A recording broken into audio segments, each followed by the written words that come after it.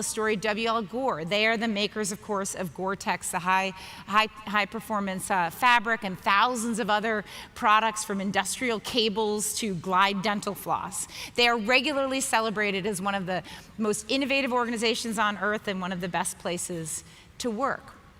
But for our purposes, the feature, the design principle I want to talk about is the fact that all associates inside the organization are free to work on whatever they want to work on with whomever they want to work. There are no job descriptions, there are no defined job roles, there is no org chart, there is no formal hierarchy.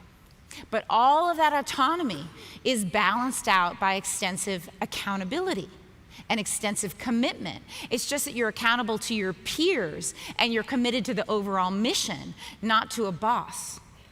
It's your peers who determine your performance review, who mentor your career, who determine your compensation, and thus your fate. And so people at Gore tend to get positions of influence and authority because they have followers, not the other way around.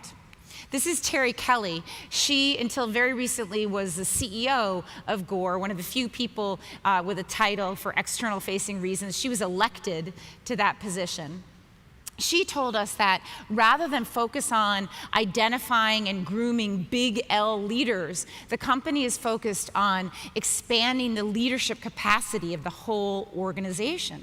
And they do that by putting people into responsible positions early and often, by architecting opportunities for them to move around the organization, mix it up, work with different people, and work in different roles.